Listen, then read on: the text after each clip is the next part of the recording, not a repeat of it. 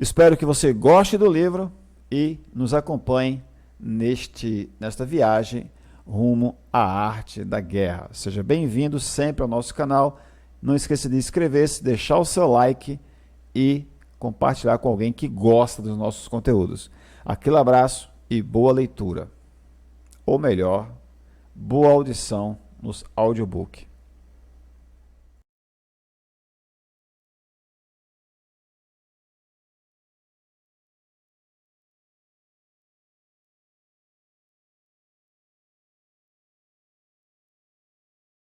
Sobre a medida na disposição dos meios antigamente, os guerreiros especialistas se faziam a si mesmos invencíveis em primeiro lugar, e depois aguardavam para descobrir a vulnerabilidade de seus adversários. Fazer este invencível significa conhecer este a ti mesmo, aguardar para descobrir a vulnerabilidade do adversário significa conhecer o outro. A invencibilidade está em ti mesmo, a vulnerabilidade no adversário. Por isto, os guerreiros especialistas podem ser invencíveis, porém não podem fazer que seus adversários sejam vulneráveis. Se os adversários não têm ordem de batalha sobre o que informar-se, nem negligências ou falhas das quais aproveitar-se, como os podes vencer ainda que estejam bem providos? Por isto é pelo que se disse que a vitória pode ser percebida, porém não fabricada. A invencibilidade é uma questão de defesa, a vulnerabilidade, uma questão de ataque. Enquanto não tenhas observado vulnerabilidades na ordem de batalha dos adversários, oculta tua própria formação de ataque, e prepara-te para ser invencível, com a finalidade de preservar-te. Quando os adversários têm ordens de batalha vulneráveis, é o momento de sair e atacá-los.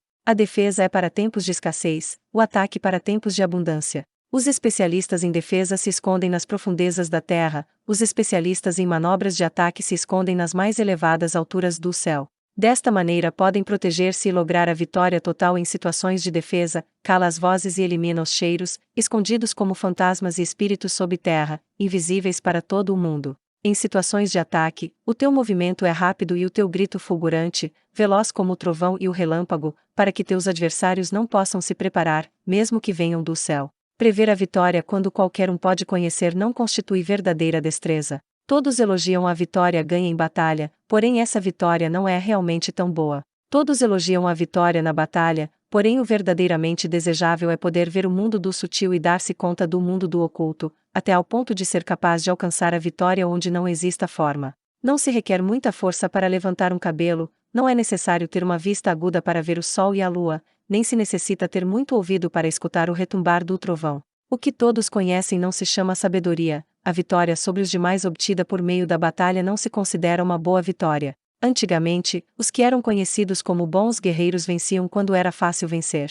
Se só és capaz de assegurar a vitória depois de enfrentar um adversário em um conflito armado, essa vitória é uma dura vitória. Se fores capaz de ver o sutil e de perceberes o oculto, e rompendo antes da ordem de batalha, a vitória assim obtida é uma vitória fácil. Em consequência, as vitórias dos bons guerreiros se destacam por sua inteligência ou sua bravura. Assim, pois, as vitórias que se ganham em batalha não são devidas à sorte. Essas vitórias não são casualidades, senão que são devidas a ter se situado previamente em posição de poder ganhar com seguridade, impondo-se sobre os que já tinham perdido de antemão. A grande sabedoria não é algo óbvio, o mérito grande não se anuncia. Quando és capaz de ver o sutil, é fácil ganhar, que tem isto que ver com a inteligência ou a bravura. Quando se resolvem os problemas antes que surjam, quem chama isto inteligência? Quando há vitória sem batalha, quem fala de bravura? Assim pois, os bons guerreiros tomam posição em um terreno no qual não podem perder, e não passam por alto as condições que fazem seu adversário inclinar-se à derrota.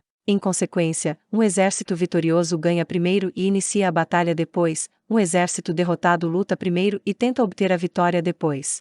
Esta é a diferença entre os que têm estratégia e os que não têm planos. Os que utilizam boas armas cultivam o caminho e observam as leis. Assim podem governar prevalecendo sobre os corruptos. Servir-se da harmonia para desvanecer a oposição, não atacar um exército inocente, não fazer prisioneiros ou tomar saques por onde passa o exército, não cortar as árvores nem contaminar os poços, limpar e purificar os templos das cidades e montanhas do caminho que atravessas, não repetir os erros de uma civilização decadente, a tudo isto se chama o caminho e suas leis.